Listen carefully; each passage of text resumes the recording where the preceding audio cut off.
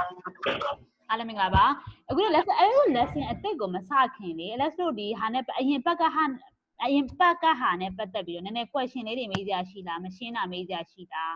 အဲ့ဒါလေးရှိလားမသိဘူးမရှိဘူးဆိုရင်အဲ့ဒါစတော့မယ်ပေါ့နော်ရှိတယ်ဆိုရင်လက်လေးထောင်ပေးပါလို့မရှိဘူးဆိုရင်အဲ့ဒါစတော့မယ်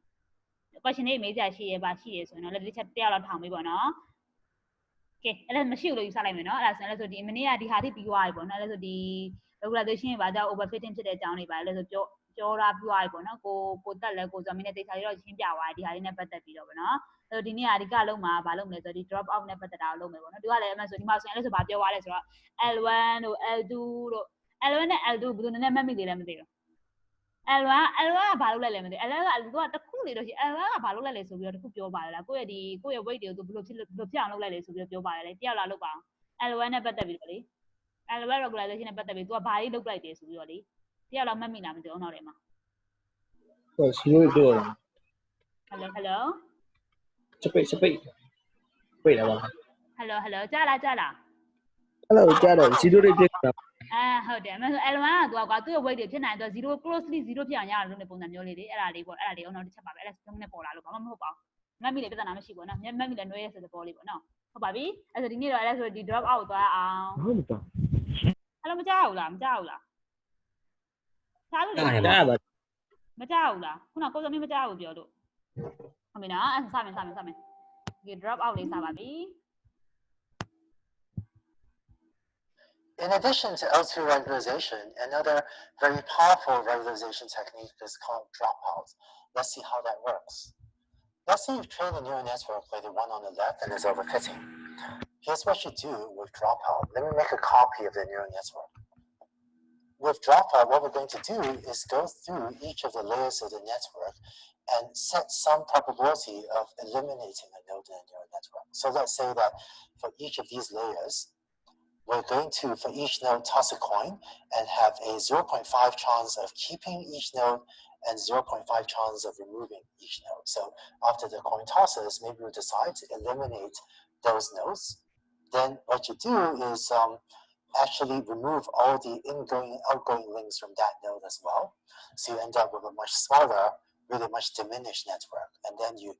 do backpropagation, training this one example on this much diminished network. And then on different examples, you would toss a set of coins again and keep a different set of nodes and then drop out or eliminate a different set of nodes. And so for each training example, you would train it using one of these reduced networks. So maybe it seems like a slightly crazy technique to just go around killing nodes at random. It just actually works. But you can imagine that because you're training a much smaller network on each example, maybe this gives a sense for why you end up able to regularize the network, because these much smaller networks are being trained. So let's look at how you implement dropout. There are a few ways of implementing dropout. I'm going to show you the most common one, which is a technique called inverted dropout. For the sake of completeness, let's say we want to illustrate this with layer L equals 3. So in the code I'm going to write, there'll be a bunch of 3s here. That's just, that I'm just going to illustrate how to implement dropout in a single layer. So what we're going to do is set a vector D, and D3 is going to be the dropout vector for layer 3. That's what the 3 is, to be np.random.rand. And this is going to be the same shape as A3. And I'm going to see if this is less than some number, which I'm going to call keep prob. And so keep prob is a number. It was 0.5 on the previous slide, but maybe now I'll use 0.8 in this example. And it'll be the probability that a given hidden unit will be kept. So if keep prob is equal to 0.8, then this means that there's a 0.2 chance of eliminating any hidden unit. So what this does is it generates a random matrix, and this works as well if you have vectorized. But so D3 will be a matrix where for each example and for each hidden unit, there's a 0.8 chance that the corresponding D3 will be 1, and a 20% chance that will be 0. Right? So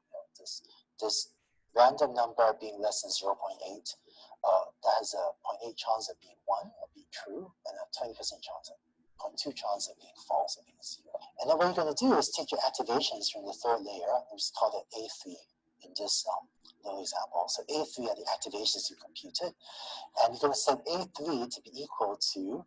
the old A3 times, okay, so this is an element-wise multiplication, or I guess you could also write this as A3 times equals D3. But what this does is for every element of D3 that's equal to 0, and there's a 20% chance of each of the elements being 0, you end up, this multiply operation ends up zeroing out the corresponding element of D3. If you do this in Python, technically D3 will be a Boolean array with values true and false rather than 1 and 0, but the multiply operation works and it'll interpret the true and false values as 1 and 0. If you try this yourself in Python, you see. Then finally, we're going to take A3 and scale it up by dividing by 0.8, or really dividing by our heap parameter. So let me explain what this final step is doing. Let's say for the sake of argument that you have 50 units or 50 neurons in the third hidden layer. So maybe A3 is 50 by 1 dimensional, or if you factorization, maybe it's 50 by m dimensional. So if you have a 80% chance of keeping and 20% chance of eliminating them, this means that on average you end up with 10 units, shut off, or 10 units zeroed out. And so now if you look at the value of Z4, Z4 is going to be equal to W4 times A3 plus B4. And so on expectation, this will be reduced by 20%, by which I mean that 20% of the elements of A3 will be zeroed out. So in order to not reduce the expected value of Z4, what you do is you need to take this and divide it by 0.8, because this will correct, or just will bump it back up by the roughly 20% that you need, so as to not change the expected value of A3. And so this line here is what's called the inverted dropout technique. And its effect is that no matter what you set the key prop to, whether it's 0.8 or 0.9 or even 1, if you set to 1, then there's no dropout because you're keeping everything for 0.5 or whatever. This inverted dropout technique, by dividing by the key prop, it ensures that the expected value of A3 remains the same. And it turns out that at test time, when you're trying to evaluate the neural network, which we'll talk about on the next slide, this inverted dropout technique, there's this line that I sort of drew the green box around, this makes test time easier because you have less of a scaling problem. But by far the most common implementation of dropout today, as far as I know, is inverted dropout. So I recommend you just implement this. But there were some early iterations of dropout that missed this divide by key prop line, and so at test time the algorithm became a little bit more complicated, but again, people tend not to use those other versions. So what you do is you use the D vector, and you notice that for different training examples, you zero out different hidden units. And in fact, if you make multiple passes through the same training set, then on different passes through the training set, you should randomly zero out different hidden units. So it's not that for one example, you should keep zeroing out the same hidden units, is that on iteration 1 of gradient descent, you might zero out some hidden units, and on the second iteration of gradient descent, where you go through the training set a second time, maybe you zero out a different pattern of hidden units. And the vector D, or D3 for the third layer, is used to decide what to zero out, both in forward prop as well as in back prop. I'm just showing forward prop here. Now, having trained the algorithm, at test time, here's what you would do. At test time, you're given some X on which you want to make a prediction.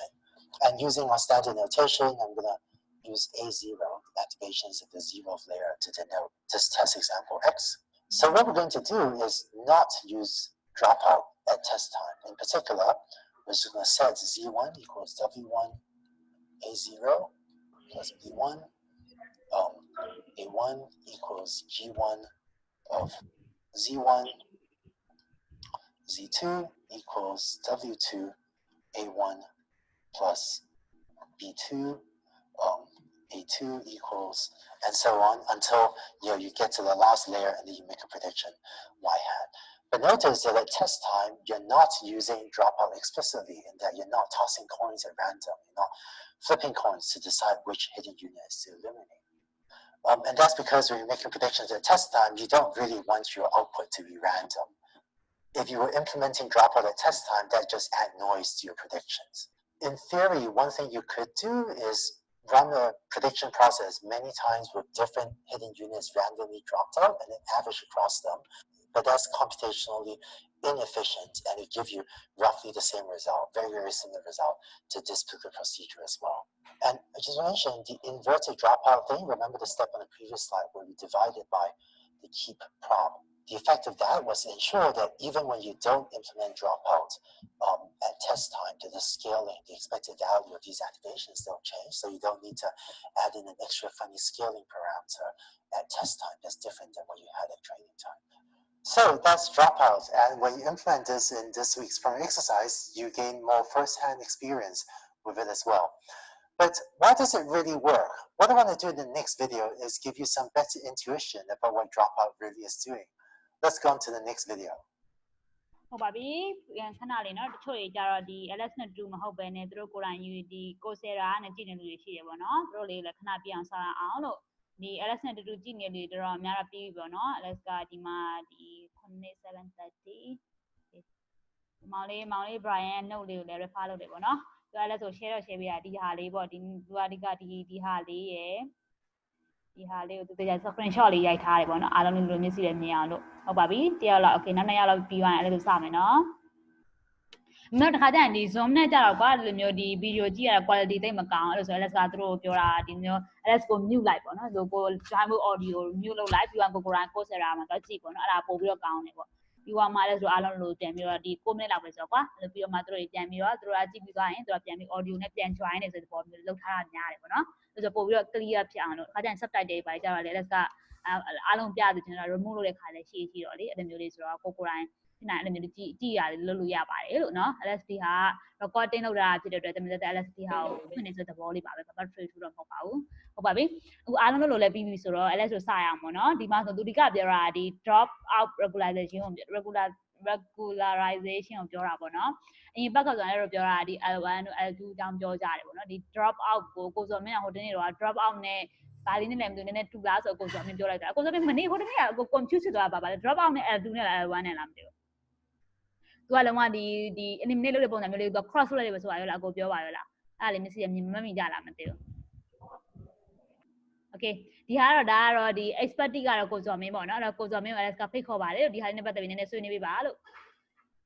ကိုတက်လည်းဝင်ပြီးတော့နေပါအောင်လို့LS ကိုမဆွေးနေခိုင်းတော့တက်ကိုခေါ်လာကိုမတော့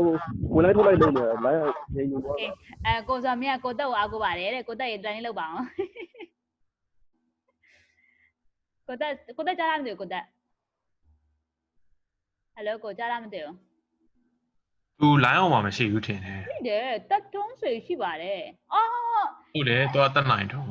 အဲ့ဒါလူမာလားသူပရှိလူမာနေလူမာအဲ့ဒါတက်ပဲမြင်တော့တက်ဆိုရဟုတ်ပြီအဲ့တက်ပဲကြည့်နေ okay အဲ့ဒါဆိုရင် LS ဆောက်ပေါ့နော်ကိုစောမင်းကသူကတောထဲမှာဆိုတော့ပေါ့နော် LS ပဲဆောက်လိုက်ပါမယ်အမှန်မှန်တော့သူကဒီ drop out ဆိုတဲ့သဘောကအဓိက LS ရဲ့ note အရာဆိုရင်ပေါ့နော်သူကဖြစ်နိုင်ကိုယ့်ရဲ့ဒီ complex architecture ကိုနည်းနည်းလေးသူကဒီ minimize လုပ်တဲ့သဘောမျိုးပေါ့နော်အဲ့ဒါဆိုမမိသလားမသိဘူးတကယ်လို့ကိုယ့်ရဲ့ဒီ model ကအရန်ဖြစ်နေ architecture ကိုဘာလုပ်ရမလဲဆိုတော့အရင်ဘက်ကနော်မောင်လေးရဲ့ lecture note လေးပြန်ကြည့်ကြတာပေါ့နော်သူကဒီမှာဆိုသူပြောထားပါရောလားဒါလို့ကိုယ့် model ကအရန် bias ဖြစ်နေသူကဒီဟာ bigger neural network ကိုပြောထားတယ်ပေါ့နော်ဒီမှာဆိုသူက regularize လုပ်တဲ့ခါကျရင်သူပြောအရင် variance အရင်များတဲ့ခါကျ regularize လုပ်တဲ့ပုံစံမျိုးလေးပေါ့နော်သူကဒီမှာ regularize လုပ်တဲ့ပြောချင်တဲ့သဘောကသူက model ကို simpler ဖြစ်အောင်လုပ်လိုက်တဲ့သဘောပေါ့နော်အရင်ခတ်နေတဲ့ຢာကနေပြီးတော့နည်းနည်းရိုးရှင်းလာတဲ့ပုံစံမျိုးပေါ့နော်နည်းနည်းနားလေရဆိုတာလွယ်လို့ပြောလို့မရဘူးပေါ့နော်ဘယ်လိုပြောမလဲနည်းနည်းပေါ့ computation နဲ့နည်းနည်းကောင်းလာအောင်တခြားလိုအပ်တဲ့ဟာလေးကိုပဲမလိုအပ်တဲ့ဟာတွေကိုသွားပြီးတော့မလေ့လာသေးပဲနဲ့ပေါ့ကွာကို model လိုအပ်တဲ့ဟာလေးပဲလေ့လာစေချင်တဲ့သဘောပေါ့သူအဲ့ဒါကြောင့်မို့လို့ဒါသူ regularization ဒီမှာသုံးတဲ့သဘောလေးသူပြောထားတယ်ပေါ့နော်ဒီမှာဆိုokay အထူးသဖြင့်ဒီမှာဆိုရင်ဒီ network ကနေပြီးတော့သူကဒီ dropout regularization လည်းတုံးလိုက်တော့သူ့ model ကပို့ပြီးတော့ simple ဖြစ်သွားတယ်ပေါ့နော်ပို့ပြီးမလိုအပ်တဲ့ဟာတွေသူဖြုတ်လိုက်တယ်ဆိုတဲ့ပေါ်မှာဒီမှာဆိုတော့သူကဒီမှာ sample အနေနဲ့သူဘာကိုပြောရလဲဆိုတော့ပေါ့နော် coin လေးကို toast လုပ်လိုက်တဲ့ပုံစံမျိုးပေါ့နော် okay ဒီ neuron ကကြာရင်ဒါကတော့ idea နဲ့သူပြောလိုက်တာပဲပေါ့နော်အရင်တော့ဘာမှတော့မဟုတ်ဟုတ်ကဲ့ပါအခုချိန်မှာတော့ LS က flow ကိုတက်နိုင်ထုံးကိုပေးပါတယ်လို့ကိုတက်ရလောက်ပါအောင်ကိုစောင့်နေတာပဲ LS က drop out နဲ့ပတ်သက်တာလေးကိုလုံးဝမြန်မာလိုလေးကောင်းကန်းနားလဲအောင်လို့အခုရဲ့လုံးဝ idea လေးကိုရဲ့ရှင်းပြပုံလေး LS ကစောင့်ညွန်နေတယ်ပေါ့နော်ဒီကအမှန် drop out နဲ့ပတ်သက်တဲ့ lecture လေးပေါ့ note လေးတော့ LS ထုတ်တာပါတယ်ဒီမှာဆိုရင်လေခုနကကိုကတက်ကြည့်တာဆို LS ကနည်းနည်းလေးအကြမ်းဖြင်းပြောလိုက်မှာပေါ့နော်ပြီးရင်ကိုကပြန်ပြီးတော့နည်းနည်းထက်ဖြစ်ပြောပေါ့နော်တခြားလူတွေနော်ကောနော် LS ကိုကြည့်တာဆိုတော့လေခုနက LS ကိုပဲပေါ့နော်ဒီမှာဆိုဒီ neural architecture ကနေပြီးတော့ပို့ပြီးတော့ simple ဖြစ်သွားမှာ simplify လုပ်လဲဆိုတော့ဘောလေးပေါ့နော် drop out regularization တုံးလိုက်တယ်သူရဲ့ဒီ network ကပို့ပြီးတော့ simple ဖြစ်သွားတဲ့ပုံစံမျိုးလေးကိုဒါပြောပြတယ်ပေါ့နော်ဒီမှာတော့ဒါဒီ sample လေးနဲ့သူက coin ကို toast လုပ်လိုက်တဲ့ပုံစံမျိုးသူက sample နဲ့ပြောတဲ့ပုံစံမျိုးလေးပေါ့နော် LS နားလဲတလောက်တော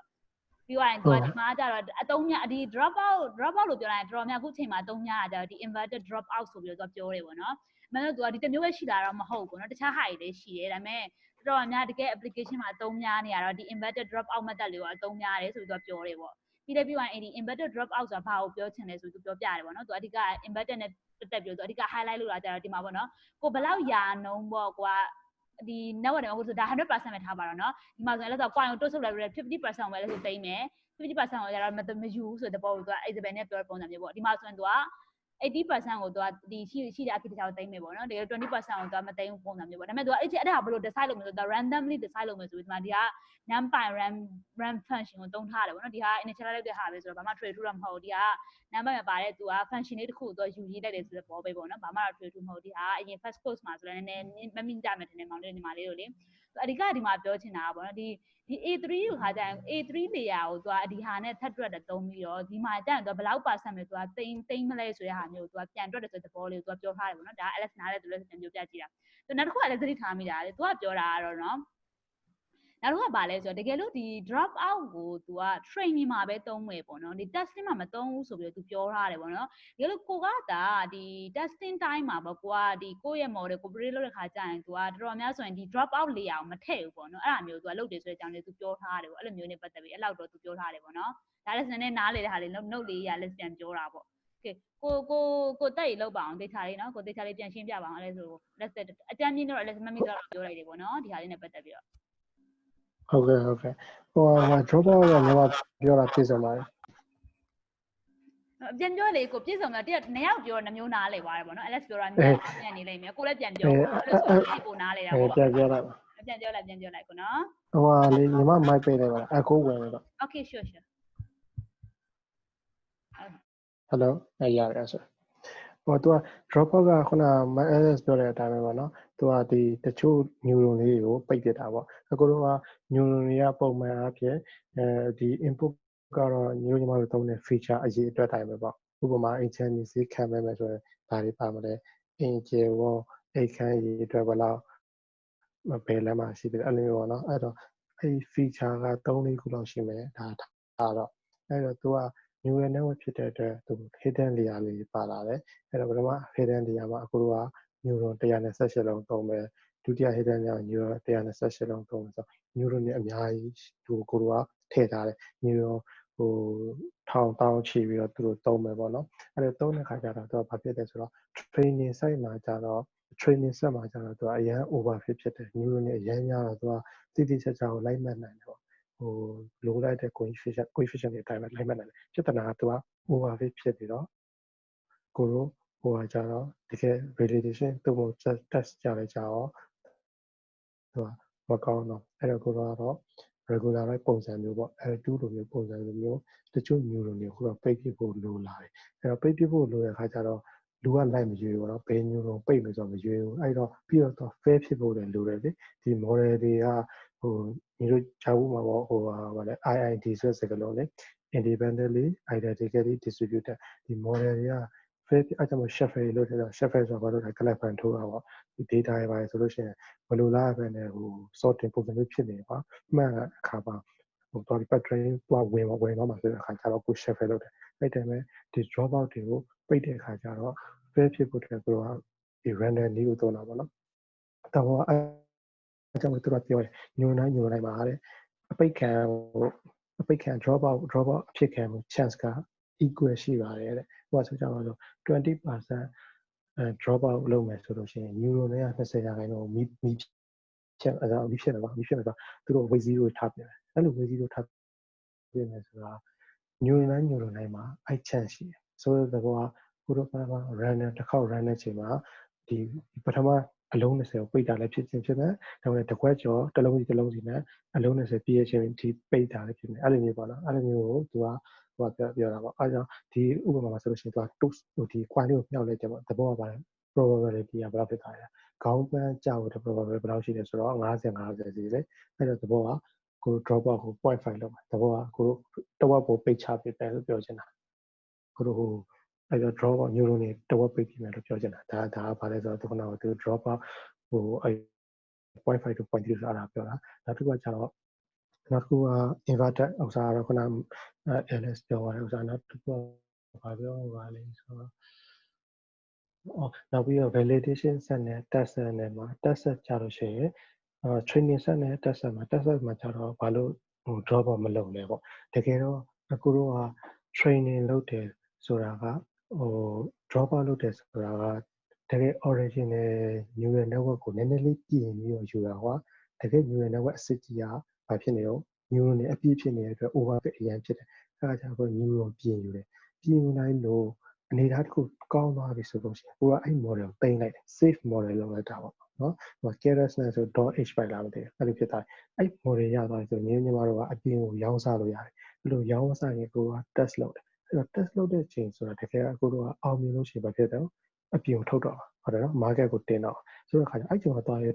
draw သွားလို့ရင်ဘာရည်ရွယ်ချက်ရှိမှာလဲရည်ရွယ်ချက်မရှိတော့ဘူးလေဟို training မှာရထားပါတော့ငါတို့ဒီမှာ test မှာဘာကိစ္စလုပ်တော့ပါနော် test ကစမ်းမှုပဲလေအဲ့တော့သူခုနကအဲ့တင်ထားတဲ့ model တန်းဆန်းတာဖြစ်တဲ့အတွက် test တို့ဟိုဟာတို့ validation တို့မှာကျတော့သူက dropout ကမလို့တော့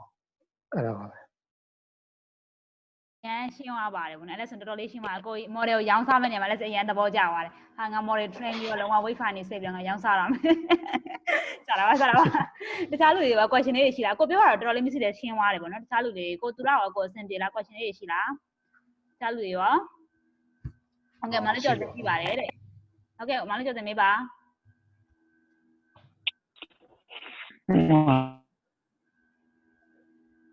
အတန်မထွက်လာဘူးเนาะမောင်လေး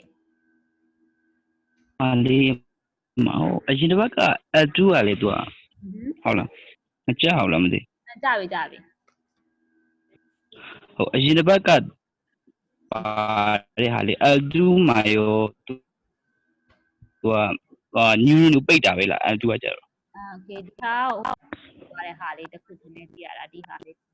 လေးလာမတွေ့ရ listen သွားပြီ impact မှာလည်းတို့ပြောကြတာတော့0နာဒီဟာလေးနဲ့မားတာထင်တယ်ကိုတက်လောက်ပါအောင်အဆင်းပြပေးလိုက်ပါအောင်ဒီဟာလေးနဲ့လေခုနဟာလေးနဲ့ဘယ်လိုလေးကွာသွားလဲဆိုတာလေးဟုတ်အဲ့တော့ဒီအခုတို့ neural network မှာဒီအတိုင်းအလဲမှာ hidden layer တွေမှာဥပမာ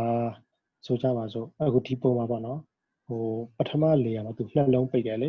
ဒုတိယ layer လည်းနှလုံးပိတ်တယ်တတိယ layer အဲ့ကြောင့်ပထမ layer ကိုပဲအခုတို့ကြည့်အောင်ပထမ layer မှာရှိတဲ့အဲ့ဒီ neuron တွေရဲ့ weight တဘောကမြောက်ပေါ်ကိန်းပေါ့နော် W ပေါ့ဘယ်လောက်ရှိမလဲဆိုတော့ဘယ်လောက်ရှိမလဲ3/3 metric နဲ့ရှိမယ်တဘောက6လုံးရှိ neuron 6လုံးရှိတယ်အဲ့ဒါနော် neuron 6လုံးရှိရပထမ row မှာ2လုံးဒုတိယ row မှာ2လုံးတတိယ row မှာsorry ပထမ row မှာ3လုံးဒုတိယ row မှာ3လုံးတတိယ row မှာ3လုံးဆိုတော့ तू က L2 regularization က तू ကအားလုံးကိုတစ်ပြိုင်တည်းရှော့တာဆိုတဲ့သဘောကအားလုံးကို 0.1 နဲ့မြောက်ပါဆိုလို့ရှိရင်ပထမဆုံး neuron မှာကသူ့မှာမြောက်ပေါ်ကိန်းကဟိုပါတော့10ရှိရဆိုတော့အဲ့တော့ 0.1 နဲ့မြောက်တယ်သူ့မှာတစ်ပဲကျန်တော့တယ်ဒုတိယ neuron မှာကျသူ့မှာငကိုတွေကသူကဟိုမြောက်ပေါ်က train လို့ရတာ 0.8 ဆိုတော့အဲ့ဒါကိုက 0.1 နဲ့ထပ်မြောက်လိုက်တော့ဘာဖြစ်သွားလဲဆိုတော့ 0.08 ဆိုတော့ nearly 0ဖြစ်သွားနော်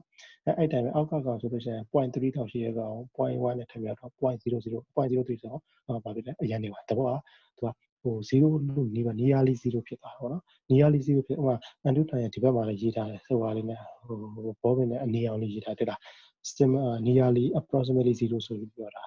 ဆိုတော့အဲ့ဒါကြောင့်မို့0နီးနီးဖြစ်တဲ့အတွက်ခုနက neuron တွေဟိုဆိုပိတ် drop out နဲ့သွားပြီးခက်စင်ဖြစ်သွားတာ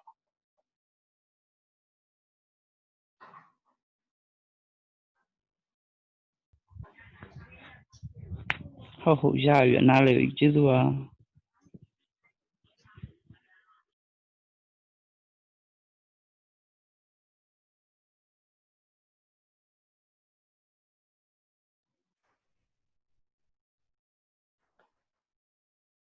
Hello အဲ့လေဆက်သွားမယ်လေ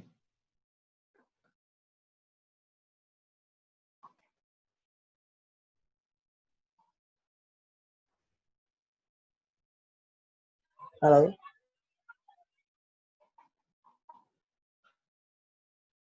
အဲ့ဒါစီ mute ထားပြီ mute ထားတယ် အဲ့ဒါဆိုစကားတွေပြောနေမြူပြီးတော့အဲ့လိုကောင်ပြောနေတာအားရပါပြမြူတာဟုတ်ပါပြီတခြားလူတွေ question တွေမရှိတော့ဆိုအဲ့လိုဆက်ရအောင်နော်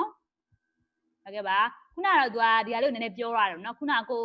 တက်လည်းအများကြီးရှင်းပြထားတယ်ပေါ့နော်ဒီဟာလေးကို तू သိချလေးရှင်းပြမယ်ဘာကြောင့် तू intuition behind ပေါ့နော်ဘာကြောင့်ဘယ်လိုဖြစ်လဲဆိုတဲ့အကြောင်းလေးကိုဒီဟာတချို့ဟာလေး तू နှုတ်မှာမားရတယ်ဖြစ်တဲ့အကြောင်းလေး तू ပြန်ပြီးဘယ်လိုပြင်ပြီးတော့ဖတ်ဆိုတဲ့ဟာလေးကိုပြောထားတယ်ဘာမှ true တော့မဟုတ်ပါဘူးဒီမှာဆိုရင်နော်အဲ့တော့ဒီမှာအခုလို့ဆို Anderson drop out ကိုသိချလေးနားလည်အောင်ပြန်ပြီးတော့ကြည့်ကြမယ်ပေါ့နော်ဟုတ်ကဲ့ပါ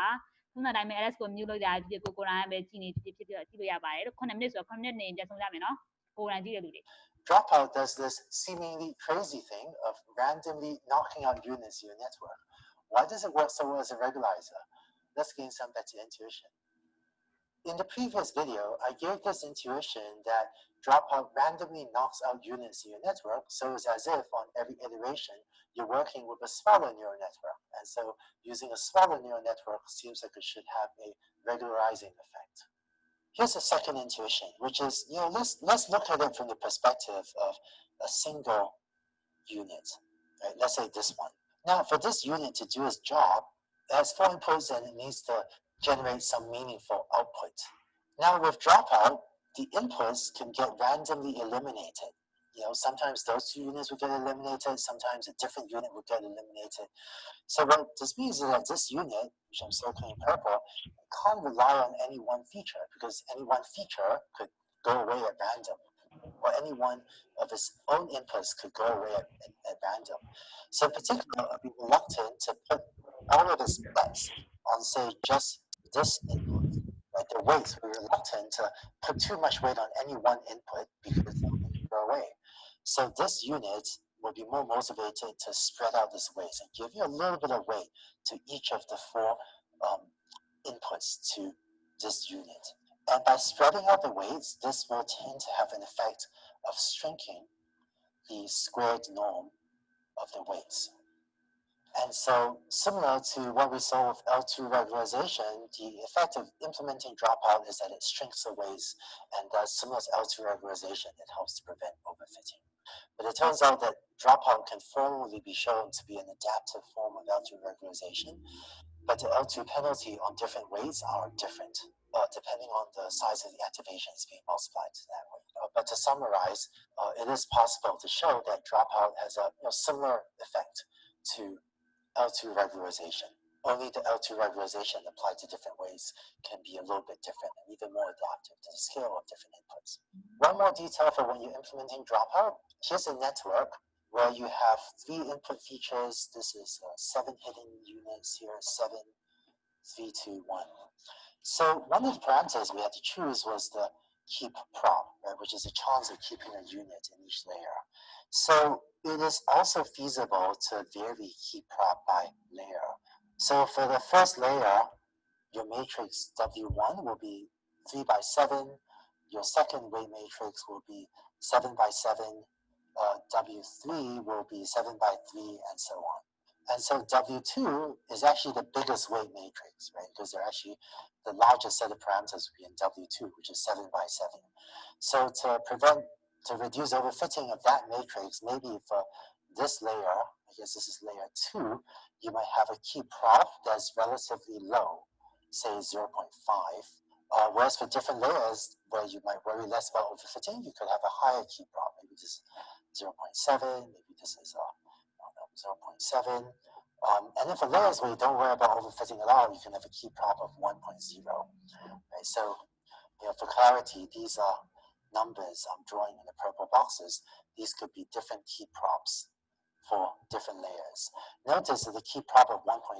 means that you're keeping every unit, and so you're really not using dropout for that layer. But for layers where you're more worried about overfitting, really the layers with a lot of parameters, you could set key prop to be smaller to apply a more powerful form of dropout. It's kind of like cranking up the regularization parameter lambda for L2 regularization, where you try to regularize some layers more than others. And technically, you can also apply dropout to the input layer, where you can have some chance of just Xing out one or more of the input features. Although in practice, usually don't do that often. And so key prop of 1.0 is quite common for the input layer. You might also use a very high value, maybe 0.9, but it's much less likely that you want to eliminate half of the input features. So usually key prop, if you apply it at all, will be a number close to 1. If you even apply dropout at all to the input layer. So just to summarize, if you're more worried about some layers overfitting than others, you can set a lower key prop for some layers than others. The downside is this gives you even more hyperparameters to search for using cross-validation. One other alternative might be to have some layers where you apply dropout and some layers where you don't apply dropout, and then just have one hyperparameter, which is a key prop for the layers for which you do apply dropout. And before we wrap up, just a couple of implementational tips. Many of the first successful implementations of dropouts were to computer vision. So in computer vision, the input size is so big, you're inputting all these pixels that you almost never have enough data. And so dropout is very frequently used by computer vision. And there are some computer vision researchers that pretty much always use it, almost as a default. But really, the thing to remember is that dropout is a regularization technique. It helps prevent overfitting. And so unless my algorithm is overfitting, I wouldn't actually bother to use dropout. So it's used somewhat less often in other application areas. It's just if computer vision, you usually just don't have enough data, so you're almost always overfitting, which is why there tend to be some computer vision researchers just swear by dropout. But the intuition doesn't always generalize, I think, to other disciplines. One big downside of dropout is that the cost function J is no longer well defined. On every iteration, you're randomly, culling off a bunch of nodes. And so if you're double checking the performance of gradient descent, it's actually harder to double check that you have a well-defined cost function J that is going downhill on every iteration. Because the cost function J that you're optimizing is actually less well-defined, or it's certainly hard to calculate. So you use this debugging tool to be able to plot a graph like this. So what I usually do is turn off dropout, or if you will, set key prop equals 1, and then run my code and make sure that it is monotonically decreasing J, and then turn on dropout and hope that I didn't introduce a bug into my code during dropout, because you need other ways, I guess, but not plotting these figures to make sure that your code is working, the gradient descent is working, even with dropout. So with that, there's still a few more regularization techniques that worth your knowing. Let's talk about a few more such techniques in the next video. Dropout does this. ခဏလေးနော်မောင်တချို့ကိုကိုယ်တိုင်ကြည့်နေတဲ့လူတွေလည်းရှိတယ်ပေါ့နော်အဲ့ဒါလေးတို့လေးလည်းတစ်ချက်စောင့်ရင်းနဲ့ဆက်ကြည့်လာအောင်ဟုတ်ပါလေနော်ဘာမောင်လေးBrian နှုတ်ထုတ်တာပဲထိလဲဆိုတော့ဒီထိနှုတ်ထုတ်တာပေါ့နော် draw out နဲ့ပတ်သက်ပြီးနှုတ်ထုတ်တာဟုတ်ကဲ့ပါကျေးဇူးပါမောင်လေးလို့ဆိုတော့ဟုတ်ပြီ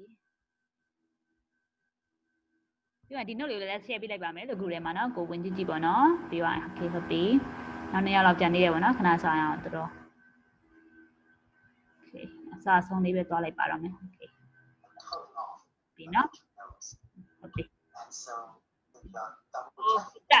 ကိုတက်ရှားရမယ်နေရာပါကိုတက်လို့ပါအဲ့လိုဆိုနားထောင်နေပါတယ်လို့ညီမလေးခဏနေအကူမပြီးသေးလို့ okay okay ရတယ်ပြန်လာ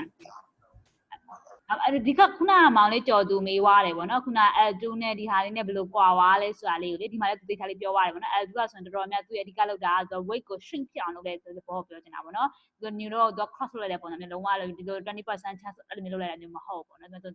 shrink weight လို့ပြောတာတယ်ပေါ့နော်ခုနကိုတက်နိုင်ထွန်းပြောတာမျိုးအတူတူပဲပေါ့နော်ဒါလေးကိုပြောချင်တာတခုပြတခြားလူတွေရောခုနဟာနဲ့ပတ်သက်ပြီး question လေးတွေရှိလားမသိဘူးညီမရင်တို့အဆင်ပြေလားညီမနားလေလားခုန drop out ကိုပြောချင်တာလေဟုတ်နားလေပါ Alice မတ်ချက်မျိုးမှာနားလေလားမညီမ sorry အားလည်း Alice ငယ်လေးဟာဟုတ်ကဲ့ပါ ကိုသမီးကကိုနားလေလားကို နားလည်ပါတယ်လို့ ဟုတ်ကဲ့ပါဟုတ်ကဲ့ပါဘယ်သူကြံနေလဲခေါ်ဖို့အမဝင်းဆက်နေမှာအဆင်ပြေလားမအမမဟုတ်ပါဘူးညီမပါအဲ့ဒါညီမရေခေါ်မှာလုံးပြီ ဟိုအမဖြစ်နေတယ်ညီမဖုန်းနားလည်ပါတယ်ကိုဟယ်လို ကြားရတယ်နော်ဟုတ်ကဲ့ကြားရတယ်ဟုတ်ကဲ့ပါငယ်ကြည့်ရမထားပါဘူးနော်စန်နီလို့ပဲခေါ်ရမယ်ပေါ့နော်ကိုရငယ်ဖြစ်နေဆိုစန်နီလို့ပဲခေါ်မယ်ပေါ့ဟုတ်ပါပြီကိုတော့ရဟုတ်ကဲ့ပါကိုသူကဒီနေ့ငြိမ်နေတယ်ထူးဆန်းနေသူနာမည်လည်းခေါ်တာသူတို့ကအတတ်မလုပ်ဘူးနော်လည်းဆိုထူးဆန်းနေတယ်ဟုတ်လို့ဒီမှာသဘောပေါက်နေတယ်ဥစားသဘောပေါက်နေတော့ငြိမ်တော့လည်းငြိမ်နေတယ်ဘာ ခင်ဗျားလည်းထူးဆန်းတယ်ပြောဆိုလို့မပြောရလား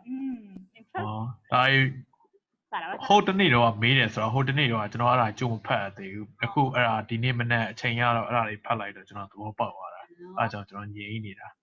ဟုတ်ပါပြီကောင်းပါတယ်ကြိုးလောက်ထားတယ်ဗောနော်ဒီနေ့အဲ့ဒါဆိုဒီနေ့ကိုအစ plan ဆွဲထားတာအဲ့ဒါဒီ regularization နဲ့ပတ်သက်ပြီးတော့ဒီ guided project တွေရှိပါရောလားအဲ့သွားလုပ်မယ်ဆို plan ဆွဲထားတာပြီးသွားတော့ဖြစ်တော့ရုံကပြဿနာတွေတက်ပြီးတော့ည9:00နာရီလောက်မှပြီးတော့အချိန်အောင်မရလိုက်ဘူးပေါ့ဆို idea ဒီမနေ့ပြန်တော့လုပ်မှာပါသွားဒီ guided project တွေတစ်ခုရှိရယ် LS လုပ်နေတာတဲ့နော်ကိုတက်ကိုစောင့်နေနေဒီဟာလေးကိုတက်ရှင်းပြတော်တော်လေးနားလဲလဲသွားတယ်ဗောနော်ခုနက LS ဒီဟာလေးတစ်ချက် LS ကလုပ်နေတာခုနသူကဒီဟာမောင်လေးတို့လည်းတကယ်လို့ကိုကလှုပ်ချင်နေဆိုရင်ပါဆိုဒီဟာလေးလေအဲ့လက်ကလှုပ်နေတာပေါ့နော်ဒါ TensorFlow သုံးတာ avoid overfitting တော့ဒီဟာလှုပ်ပေါ်လက်ကလှုပ်ထားတာပေါ့နော်ဒီဟာ quiz တွေလည်းပါတယ်ဆိုရှင်းပြဆိုလက်ကခုနကကိုအဲ့ဒါခုလော theory လုပ်နေပါရောလား theory လုပ်နေဆိုဒီဟာကလည်းပြောမယ်ဆို application ပုံစံမျိုးလေးပေါက်သွားပြီလေအဲ့လိုဆိုအဲ့လက်ကဒါလေးလုပ်မယ်ပေါ့ဒီနေ့အတန်းမစခင်ငါဒါလေးရင်လုပ်မယ်ပေါ့နော်အတန်းမှာပို့ပြီးတော့ရှင်းပြလို့ရအောင်နားလဲအောင်ဆိုပြီးတော့အဲ့လိုပဲ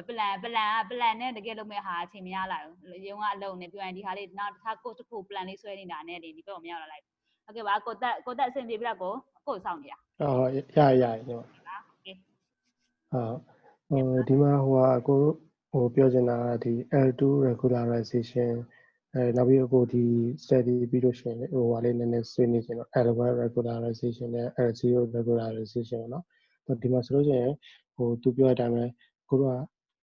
တချို့ neuron တွေကိုပိတ်လိုက်တဲ့အတွက်အခု train တဲ့အခါကျလို့ရှိရင်ဒီ weight တွေမှာကအပြောင်းလဲတော့ရှိတာပေါ့သဘောပေါက်လားဥပမာငါတို့ဒီတကယ်တော့ဒီမှာအလဲမှာဒီလေးလုံးစုံထားတဲ့ neuron ဆိုလို့ရှိရင်သူက summation of W0 sorry ဟုတ်တယ် W0 plus W1 B1 W2 B2 အဲ့လိုမျိုးလာတာလေဒါဆိုအခုတော့တချို့ဘိုင်းတွေ off လိုက်တာဖြစ်တဲ့အတွက်သူ့ရဲ့ weight တွေကတော့အပြောင်းလဲတော့ရှိတယ်ဥပမာ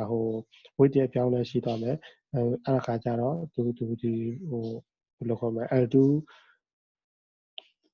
regularization ပုံစံမျိုးဖြစ်သွားတယ် weight တွေပြောင်းလဲဆိုတော့เนาะအဲ့လိုမျိုးဖြစ်သွားတယ်ပြီးတော့နောက်တစ်ခုအခု layer တိုင်းမှာကြိုက်တယ်လို့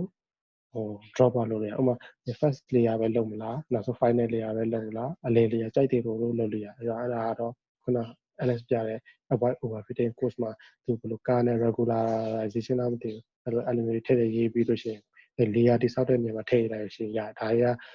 module library ဘက်က issue ဆိုကိစ္စမရှိဘူးเนาะဆိုသူသဘောတရားတာအဲ့ဒီဥစ္စာပဲဒီ graph ကတော့အကိုတေချာတော့နားမလည်လိုက်ဘူးသူပြောချင်တာကတော့ကိုကဒီလိုမျိုး drop ဒီမီးတွေလိုက်ပိတ်တဲ့အတွက်neuron တွေလိုက်ပိတ်တဲ့အတွက်ဒီ J-cat ဆွဲလို့ရှိရင်သူကအမှန်တကယ်မပြနိုင်ဘူးပေါ့နော်အဲ့ဒါကြောင့်သူတို့ကကိုက drop out လုပ်တဲ့ဟာခဏ off ပြီးတော့ငါတို့ရဲ့ function တကယ် J က going down လာပါလားဆိုတာကိုကြည့်လို့ရပါတယ်ဆိုပြီးတော့သူပြောတယ်ထင်တာပဲတေချာတော့အခုတေချာပြန်နားထောင်ကြည့်လိုက်အောင်အဲ့ဒါပါပဲဟုတ်ကဲ့ပါဒါလေး LS နားလဲသူလို့ပြောရရင်ပေါ့နော်သူကမမိသလားမသိရင်တော့ဆိုရင် LS တို့ဒီ J function ကဒီကဘယ်ညမှာသုံးလဲဆိုတော့ LS တို့ဒီ error ကိုတွက်ပြီးတော့ရတဲ့ဟာပေါ်မူဒီ bug progress လုပ်တယ်ပေါ့နော်ပြောချင်တာဒီကိုဒီမှာဒီထိရအောင်တွက်လိုက်တယ်တွက်ပြီးတော့ဒီမှာ error ပေါ်မူတည်ပြီးတော့ဒီလိုမျိုးကိုယ့်ရဲ့ဒီ error ပေါ် bug progress ဒီ communication graph မှာမြင်မလားမသိဒီလိုမျိုး bug ပြန်သွားတဲ့ခါကျရင်ဘယ်လိုဖြစ်သွားလဲဆိုတော့အဲ့ဒါဒီ neuron ဘယ်လောက်မတုံးတော့တာလဲဖြစ်နိုင်တယ်လို့ဖြစ်နေဆိုတော့ဘယ်လိုလေးဖြစ်နေမှမသိဘူးဖြစ်နေတယ်ပေါ့နော်ဒီ J function တွက်တဲ့ခါကျရင်ကောင်းတွက်လာလို့မရဘူးပေါ့နော်အဲ့လိုဆိုတော့ဖြစ်နိုင်ဒီ function ကလုံးဝ accurate ဖြစ်မှာတော့မဟုတ်ဘူးသူအဓိကအဲ့ဒါလေးပြောချင်တယ်ဆိုတော့ဒီ function ကသူက neuron အားလုံးသူကဒီကနေပြန်ပြီး back သူ error တွေပြန်ပြီး back propagation လုပ်တာဖြစ်တဲ့အတွက်ပေါ့နော်ဘယ်လောက်ချိန်သွားဒီချိတ်လေးတွေကတခုကျရင်မတူတာဖြစ်ကောင်းဖြစ်နိုင်တယ်ပေါ့နော်သူကပြောချင်တာသူအဓိကဒါပြောချင်တာသူကဒီမှာဆိုရင်ဒါ disadvantage လို့ပြော side effect လို့လည်းပြောလို့ရတယ်ပေါ့နော်ဒီ loss cast လေးကိုသွားပြီးတော့ဆွဲလို့မရဘူးပေါ့နော်အဲ့ဒါလေးကသူ့ရဲ့ disadvantage တစ်ခုအနေနဲ့သူပြောထားတာပေါ့နော်တကယ်လို့ကဆွဲချင်နဲ့ဆွဲလို့ရတယ်ဘယ်လိုဆွဲလို့ရမလဲဆိုဒီလိုမျိုးပေါ့နော်သူကဒီမှာအခုလို့ဆိုရင် different rate တွေထည့်တာပါဒီမှာဆို 0.7% တို့ထည့်ထားမယ် 0.5 ထည့်မယ် 0.$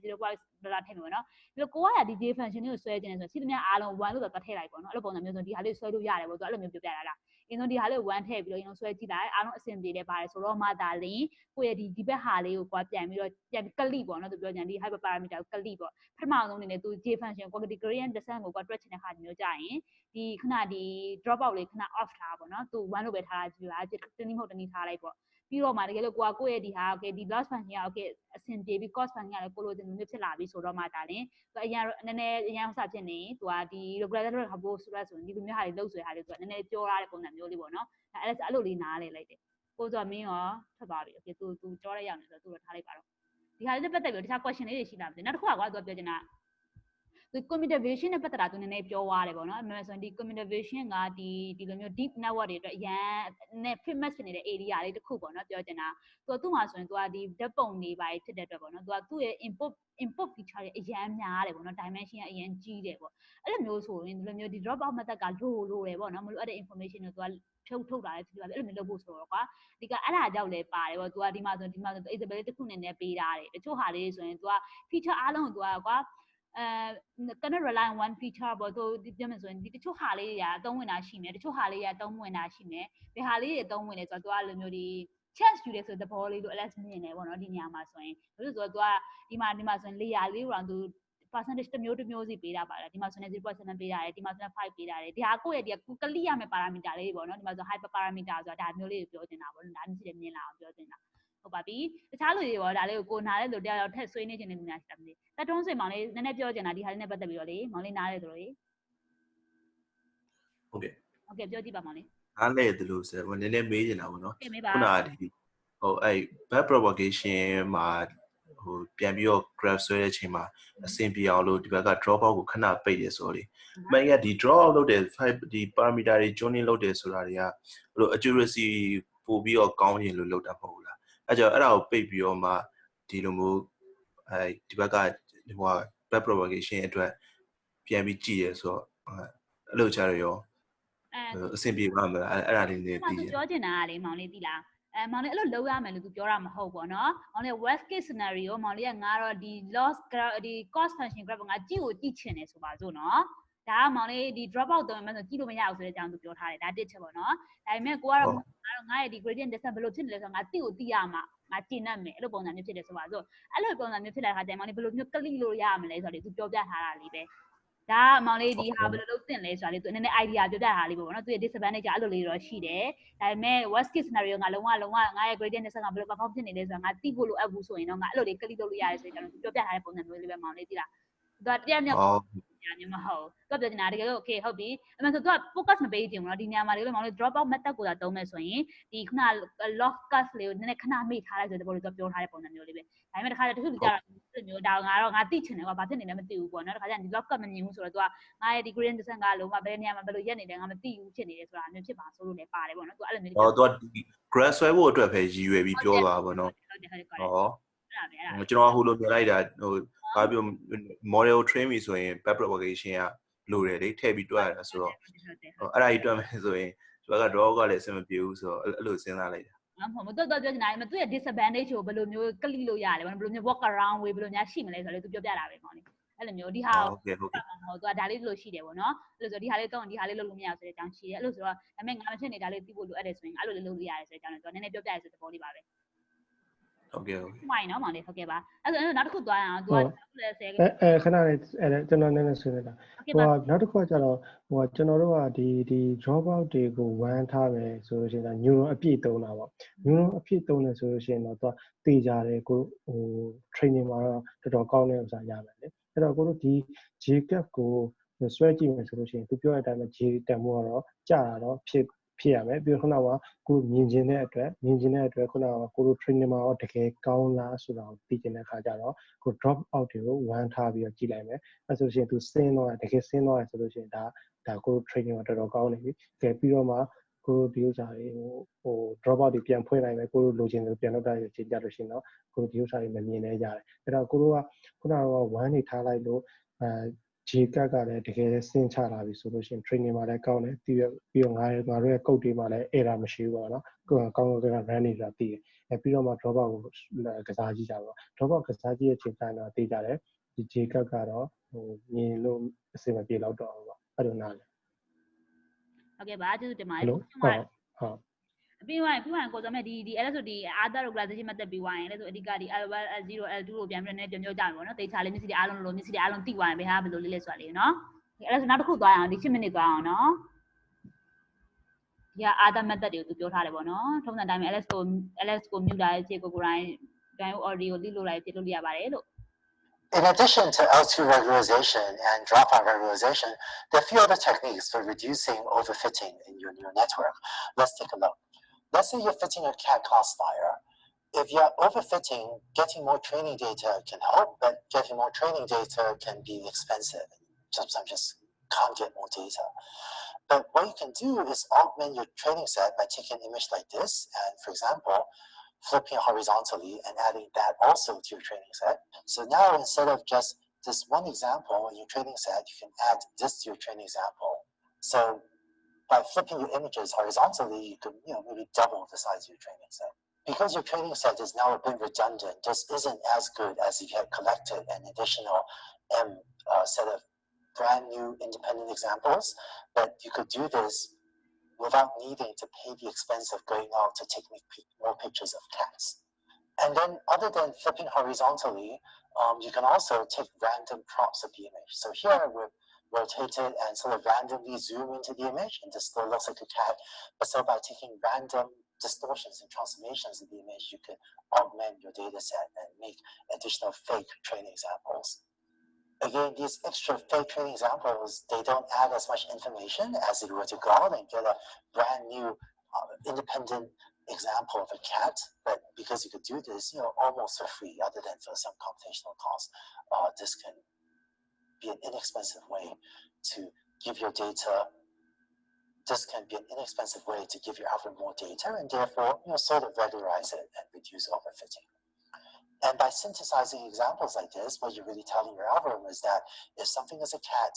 then flipping it horizontally is still a cat. Notice I didn't flip it vertically because maybe we don't want upside down cats, right? And then also maybe randomly zooming into part of the image is probably still a cat. For optical character recognition, you can also augment your data set by taking a digit and imposing random rotations and distortions to it. So if you add these things to your training set, these are also still digit 4s. For illustration, I applied a very strong distortion, so this looks very wavy 4. In practice, you don't need to distort the 4 quite as aggressively, but just a more subtle distortion than what I'm showing here to make this example clearer for you, right? But the more subtle distortion is usually used in practice because this looks like really warped 4s. So data augmentation can be used as a regularization technique. As effects similar to regularization. There's one other technique that is often used called early stopping. So what you're going to do is as you run gradient descent, you're going to plot your either the trading error, your 0-1 classification error on the trading set, or just plot the cost function J you're optimizing. And that should decrease monotonically, like so. Right? Because as you train, hopefully your trading error and your cost function J should decrease. So with early stopping, what you do is you plot this, and you also plot your depth set error. And again, this can be a classification error or your development set, or something like the cost function, like the logistic loss or the log loss evaluated in our depth set. And what you find is that your depth set error will usually go down for a while, and then it will increase from there. So what early stopping does is you would say, well, it looks like your neural network was doing best around that iteration. So we're just going to stop training your neural network halfway and take whatever value achieved this depth set error. So why does this work? Well, when you haven't run many iterations for your neural network yet, your parameters W will be close to 0 because with random initialization, you probably initialize W to small random values. So before you train for a long time, W is still quite small. And as you iterate, as you train, W will get bigger and bigger and bigger until here, maybe you have a much larger value of the parameters W for your neural network. So what early stopping does is by stopping halfway, you have only a mid-size, right, W. And so similar to L2 regularization, by picking a neural network with smaller norm for your parameters W, hopefully your neural network is overfitting less. And the term early stopping refers to the fact that you're just stopping the training of your neural network early. I sometimes use early stopping when training a neural network, but it does have one downside. Let me explain. I think of the machine learning process as comprising several different steps. One is that you want an algorithm to optimize the cost function J, and we have various tools to do that, such as gradient descent, and then we'll talk later about other algorithms like momentum and algorithm and RMS prop and Adam and so on. But then after optimizing the cost function J, you also want it to not overfit. And we have some tools to do that, such as regularization, getting more data, and so on. Now, in machine learning, we already have so many hyperparameters to search over. It's already very complicated to choose among the space of possible algorithms. And so I find machine learning easier to think about when you have one set of tools for optimizing the cost function J.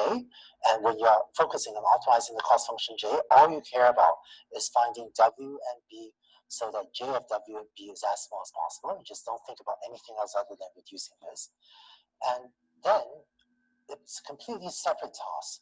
to not overfit. In other words, to reduce variance. And when you're doing that, you have a separate set of tools for doing it. And this principle is sometimes called orthogonalization. And this is the idea that you want to be able to think about one task at a time. I'll say more about orthogonalization in a later video. So if you don't fully get the concept yet, don't worry about it. But to me, the main downside of early stopping is that this couples these two tasks. So you no longer can work on these two problems independently. Because by stopping gradient descent early, you're sort of breaking whatever you're doing to optimize the cost function J, because now you're not doing a great job reducing the cost function J. You're sort of not done that well. And then you're also simultaneously trying to not overfit. So instead of using different tools to solve the two problems, you're using one tool that kind of mixes the two. And this just makes the set of things you could try more complicated to think about. Rather than using early stopping, one alternative is just use L2 regularization. Then you can just train the neural network as long as possible. I find that this makes the search space of hyperparameters easier to decompose and easier to search over. But the downside of this, though, is that you might have to try a lot of values of the regularization parameter lambda. And so this makes searching over many values of lambda more computationally expensive. And the real advantage of early stopping is that running the gradient descent process just once, you get to try out values of small w, mid-size w, and large w without needing to try a lot of values of the regularization, L2 regularization hyperparameter lambda. If this concept doesn't completely make sense to you yet, don't worry about it. When we talk about orthogonalization in greater detail in a later video, I think this will make a bit more sense. Despite its disadvantages, many people do use it. I personally prefer to just use L2 regularization and try different values of lambda. That's assuming you can afford the computation to do so. But early stopping does let you get a similar effect without needing to explicitly try lots of different values of lambda. So you've now seen how to use data augmentation, as well as, if you wish, early stopping in order to reduce variance and prevent overfitting in your neural network. Next, let's talk about some techniques for setting up your optimization problem to make your training go quickly. In addition to ပါပြီတချို့လူတွေစောင့်အောင်နော်မပြီးတဲ့လူတွေလည်းရှိတယ်ပေါ့နော်သူတို့တွေစောင့်နေနေသူတို့ဒီမှာ lambda လေးနဲ့ဆိုတော့ပြန်ပြီး refresh လုပ်ချင်ပါတယ်အရင်ဘက်ကမောင်လေး Brian ကျေးဇူးတင်ပါတယ်လို့ဒီဟာလေးရှိရတဲ့အတွက်နော် video တော့ကြည့်ကြမလို့ပေါ့နော်ကျေးဇူးတင်ပါတယ်လို့မရှိရင်ကျေးဇူးတင်ပါတယ် video ကြည့်တဲ့မောင်လေးကျေးဇူးပါလို့ပထမဆုံးသူ L2 လေးကို LS ကသူဒီ L2 မှာလည်းသူရှာတာအဓိကဘာကိုရှာလဲဆိုတော့ ตัวดี lambda ก็บาเลยဆိုดี lambda လေးကဘာလဲဆိုအဲ့ဒါအဓိကသိချင်တာမဒီ lambda လေးကဘယ်အကောင်းဆုံးဖြစ်မလဲဆိုတာမျိုးလိုက်ရှာတဲ့သဘောပေါ့နော်ဒီကအဲ့ဒါမျိုးလေးပြောချင်တယ်ဒီမှာတစ်ချက်ဆို lambda လေးကိုသူကဒီမှာဒီဟာလေးကို lambda regularization parameter ဆိုတဲ့အကြောင်းလေးပေါ့နော်ဒီဟာလေးကတက်ရင်လည်းမဖြစ်နိုင်ဘူးပေါ့နော်အဲ့ဒါလေးကဘယ်ကို model အတွက်အကောင်းဆုံး result ပေးရဘယ်ဟာလေးဖြစ်နိုင်မလဲဆိုတဲ့ဟာမျိုးကိုသူကလိုက်ရှာတဲ့သဘောကိုပြောချင်တာပေါ့နော်ဒါမျိုးစစ်စစ်စစ်စစ်တယ်ကိုတက်ပြီးပြီနော်ဟုတ်ပြီတခြားလူတွေရော okay အားလုံးလုပ်ပြီးပြီနော်အဲ့ဒါဆိုစအောင်အဲ့ဒါဆိုဒီမှာကသူကပထမတစ်ချက်ကသူကပြောတာဒီ data argumentation ကိုကြာတော့ LS ပြောပြလိုက်မယ်ပေါ့နော်ဒီ early stop ကိုကြာတော့ကိုတက်အောင်ကိုပါတယ်လို့အမှန်တော့ဒီ data argument လုပ်တယ်ဆိုတာကွာခါကြရင်တကယ် real life problem ကို solve တဲ့ခါကျရင် data ရလွယ်ကူမရတာများတယ်ပေါ့နော် most of the time မှာဘာဖြစ်လို့လဲဆိုတော့တခါကျရင်တချို့အခုမြန်မာအနေနဲ့ကြည့်မယ်ဆိုမှလည်းကွာတခုအခုလဲထဲမှာလူတွေဘယ်လောက်များ master ထားလဲကွာသိချင်တယ်ဆိုပါဆိုအဲ့လိုမျိုးဆိုရင်တော်များ data အများဆုံးကိုဘယ်လောက်သွားယူနိုင်တရက်ပဲယူနိုင်မှာပေါ့နော်အဲ့တရက်ပဲယူလာကိုမောင်တို့လုံလောက်ချင်မှလုံလောက်မှာကွာမလုံလောက်ကောင်းဖြစ်နိုင်အဲ့လိုမျိုးပေါ့နော်ဒီ lighting condition တွေရှိမယ်ဟိုဟာတွေရှိမယ်ဒီဟာတွေရှိမယ်အဲ့လိုမျိုးဆိုတော့ကိုကနေတိုင်းတော့သွားယူဖို့ကြတယ်ကိုမှအဲ့လောက်လည်းအားလို့မဟုတ်ဘူးလေဆိုနေတာစားလို့ပဲရှိတယ်ဒီ data gathering တစ်ခုပဲလုံးဝတစ်လုံးလုံးလို့လည်းမရဘူးအဲ့ဆိုတော့ဒီလုံးလောက်ကရှိဖို့ကအရန်ရှားတယ်ပေါ့နော်တခါ electro ဒီပုံမှန် process model ကိုပဲလုပ်တာမျိုးမဟုတ် project အကြီးလို့လူတွေလည်း data gathering ရနည်းနည်းခက်တဲ့ task ပေါ့နော်သူတို့ဘယ်လိုလုပ်ကြလဲဆိုတော့ okay ရတဲ့တော့အရင်ယူလိုက်တယ်အဲ့ယူတဲ့ပုံမှာမူတည်ပြီးတော့မှရှိနေ data ပေါ်မူတည်ပြီးတော့မှလို့သူ data argument လုပ်လိုက်တယ်ပေါ့နော်ပွားလိုက်တယ်ဆိုတဲ့ပေါ်ပေါ့နော်ဒီကပ်ပုံကြီးကနေပြီးတော့ဒီ3 5ပုံပြောင်းပွားလိုက်လို့ရတယ်ပေါ့နော်ဒီပုံစံမျိုးပွားလိုက်လို့ရတယ်ဒီပုံစံမျိုးလေးပွားလိုက်လို့ရတယ်ဒီဟာလေးကကို metro multiply အဲ့လိုမျိုးလုပ်တဲ့ပုံစံမျိုး transformation လုပ်နေကိုပြောင်းလိုက်လို့ရတယ်ပြဿနာတွေမရှိဘူးဒီလိုမျိုးဆိုတာဒါ computation နဲ့ကြည့်မယ်ဆိုနည်းနည်းတော့ပိုကုန်တယ်ပေါ့နော်ဒါပေမဲ့ဒီကိုယ်သွားပြီးစားနေသွား raw data တော့ကောက်တဲ့ဆိုင်ပို့ပြီးတော့ computer တာတယ်ပေါ့နော်အဲ့ဒါတစ်ချက်ပြောတာဒီမှာအတစ်ချက်ကဒီလိုကို model ရဲ့အရင် various တွေများနေဆို more data လို့လည်းသူပြောရရလားအဲ့လိုဆိုတော့ဒီလိုမျိုး data argument လုပ်ပြီးတော့လည်းလုပ်လို့ရတယ်ဆိုတဲ့အကြောင်းလည်းသူနည်းနည်းပြောထားတယ်ပေါ့နော်ဒါတကယ်ပုံမှန်အဲ့ဆိုဒီ small project တွေကမသိတာပဲတကယ် big project တွေဆိုအဲ့ဒါတွေကလိုအပ်လာပြီပေါ့နော်ဒီလိုမျိုး data နောက်တနည်းဆိုပြီးတော့သူပြောထားတဲ့ပုံစံမျိုးလေးပေါ့နော်ဒါတစ်ချက်ပေါ့နော်ဟုတ်ပါပြီဒီဟာလေးပတ်သက်ပြီးနည်းနည်းရှင်းကြတာမောင်လေးတို့ညီမလေးတို့မဆန်နီတို့ကိုသူရတို့မောင်လေးညီမလေးတို့စားတာပ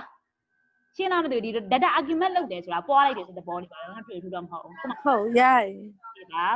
အဲ့ဒါသွားအောင်နော်အဲ့ဆိုကဲဒီဟာလေးပေါ့နော် early stop ပြန်သွားပါမယ် early stop ပြန်လည်းပြောရမယ်ဆိုရင်ဒီဟာ regularization method တစ်ခုပဲပေါ့နော်သူကအဓိကသူကဒီမှာသူ့ရဲ့ disadvantage လေးကိုလည်းသူနည်းနည်းပြောပြထားတယ်ပေါ့နော်သူက L1 ဘာကြောင့် prefer ဖြစ် L2 ဘာကြောင့် prefer ဖြစ်လဲဆိုတဲ့အကြောင်းတော့သူပြောထားတယ်ပေါ့နော်ဟုတ်ကဲ့ပါကိုတက် drop ပေးပါပြီဟိုကလေခုနကညီမ data augmentation ကကြာသူကဒီ neural network မှာကိုတို့computer vision အတွက်ပဲသူကသုံးလို့ရမှာပေါ့နော်ဟိုဆိုရင် regression ပြဿနာမျိုး video structure data မျိုးကြာပဲသုံးလို့ရတယ်ဥပမာ ancient music ဆိုလို့ရှိရင်သူက output မှာလုပ်လို့မရတာ true အဲ့လည်းမှန်တယ်အဲ့ဘာလို့ဆိုတော့ဒီဟာ image တွေကတော့လူတွေအနေနဲ့ကလုံးလို့ရတယ်ကွာ pixel လေးနဲ့ပြောင်းလို့ရတယ်တချို့ဒီ structured data တွေကျတော့နည်းနည်းခက်တယ်ပေါ့နော်ဒီမျိုးဒီစလုပ်ရတာအဲ့လိုမျိုးလေးပေါ့ခုနကကိုပြောဆို classification problem တော့အဆင်ပြေတယ်ပေမဲ့ဒီ regression problem တွေတော့အဆင်မပြေဘူးပေါ့နော် okay အဲ့ဒီနှစ်ခုကဘာဖြစ်လဲဆိုတော့နောက်မှလည်းပြန်ပြောကြတာပေါ့နော် regression ဘာဖြစ်တယ် regression ဘာဖြစ်တယ်ဆိုအခုမှစကြားရတယ်လည်းရှိကောင်းရှိမယ်ပေါ့နော်နောက်ပိုင်းကျမှအဲ့ဒါလေးကို data လေးဆွေးနွေးကြပါမယ်လို့အခုကဒီ early stop ပြီးတော့သွားအောင်နော်နော်ညီမခုနကပြတဲ့ခုန N2 N1 ရေးထားတာပြီးတော့ web file နဲ့တော့မသိဘူးအဲ့ဒါပမာတော့ညီမဒါလေးလားဒီဟိုပါဟို Brian မှတ်ဆိုတာမသိဘူးဒီဟာမောင်လေးဟုတ်တယ်အဲ့ဒါလေးအဲ့ဒါပဲဟုတ်ပြီမဟုတ်အဲ့ဒါနောက်ပြီးလို့ရှိရင်ကြည့်ချင်တော့ဟိုအခုအဲ့ဒါကြားနေဟုတ်ပြီအဲ့ဒီ early stop ဝင်သွားလိုက်ဆိုတော့ early stop ပြန်ကတော့ဟို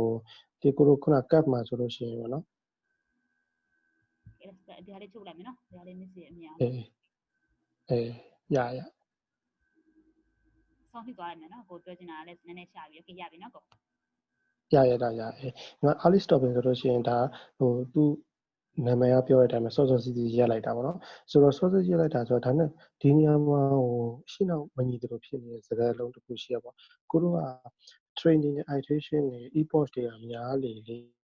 ကောင်းလေဒီဆိုပြီးတော့ပြောတယ်ပေါ့နော်ဆိုတော့ဒီမှာကျတော့ဘာဖြစ်လို့ early stop ပဲဆိုပြီးရှိလာတယ်ပေါ့တကယ်တော့ကိုတို့က training နဲ့အလုပ်လုပ်မှာမဟုတ်လေကိုတို့ validation set ကိုအဓိကဟိုအာရုံစိုက်ရမှာဥပမာဒီဥစ္စာမပြောခဲ့ကိုတို့တော့မှပဲ internally ဆွေးနွေးတာရှိပါတယ်ဥပမာ training validation set test set ဘာခွာလဲပေါ့ဥပမာအဲ့ဒါဟိုအခုအရှင်းဆုံးဥပမာပြောမယ်ဆိုရင်ကိုဟိုကျောင်းဒီမှာစာသင်တယ်ပေါ့နော်စာသင်တယ်ဆိုလို့ရှိရင်ဆရာမအခန်းထဲမှာသင်ခန်းစာတွေပါပြီးရဆိုလို့ရှိရင်ဒါ training ပေါ့ဟုတ်ပြီအဲ့ training ရပြီညီတို့ညီမတို့ကလေ့ကျင့်ကနေလို့ရပြီးတော့ချုပ်ထားနေပြီးတော့အဲ့ဆိုရှင်ဘာဖြစ်လို့ကြတော့ ကိုအစမ်းစံပွဲဖြစ်တယ်တဘော tutorial ဖြစ်ကြရပါ tutorial ပါကြာသွားလို့ညီလေးတို့စမ်းပွဲချလာညီမတို့စမ်းပွဲချလာမချဘူးဘာလို့လဲပြန်ပြီးတော့လေ့ကျင့်မှုရှိရ training လုပ်ဖြစ်ရှိရဟုတ်တယ်နော်အဲ့တော့ validation set ကိုကြည့်ပြီးတော့ကိုကပြန်ပြီးတော့လုပ်လို့ရတယ်ကိုရဲ့ဟို tuning လေးကတိကလုပ်ခွင့်ပေးတယ်တိုးတော့ final စမ်းပွဲကြတော့မှမှားပါလို့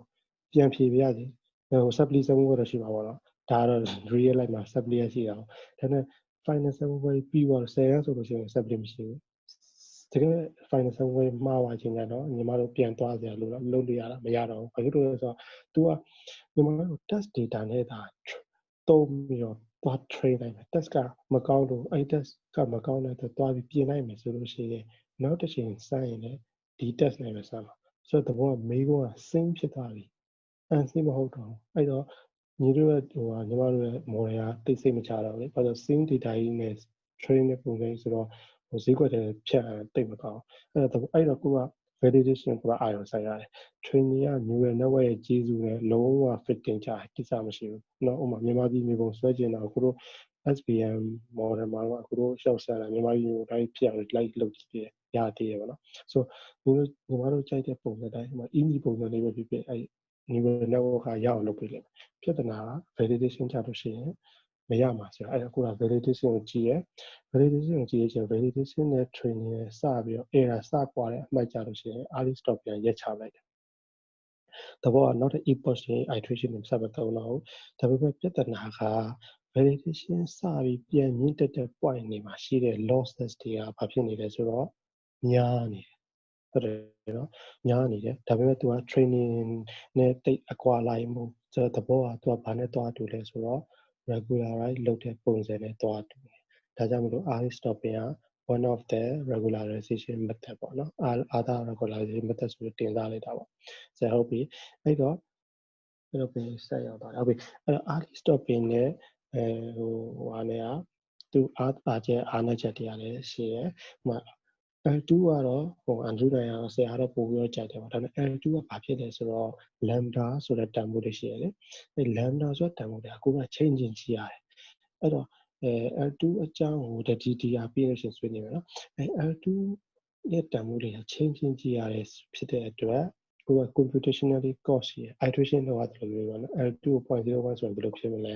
L2 0.02 ဆိုဘယ်လိုဖြစ်မလဲပြင်တွက်နေရဖြစ်တဲ့အတွက်ဒီမှာ computationally cost ဖြစ်တဲ့ time တွေ power တွေလိုတယ်ဒါပေမဲ့ early stopping ကအဲ့လိုမဟုတ်ဘူးကိုတို့ကဘာဖြစ်လို့ဟိုတောက်လျှောက်တစ်ချိန်နဲ့ဟိုတစ်ခုတော့ရှိရဟိုကတော့ပြောင်းမှာပေါ့လေဗာလေ optimizer လား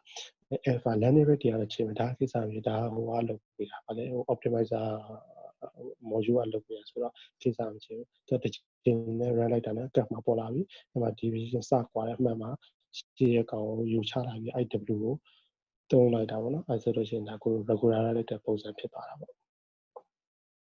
နောက်ပြီးသူပြောတာ auto ကနေရတော့သူနောက်ပိုင်းမှာရှင်းပါမယ်တဲ့အဲဆိုကိုလည်းပြောတော့ပါတေချာလည်းတိမတိတဲ့အတွက်တော်လေးရှင်းသွားပါတယ်ကိုယ့်ရဲ့ဒီ 7 grade example လေးငါတစ်ခါမတွေးဘူးကိုဘယ်လိုတွေးလဲပြောပါအောင်အဲ့ဒါဆိုတင်မိသားမှာကိုဘယ်လိုတွေးလိုက်လဲ example လေးအကိုက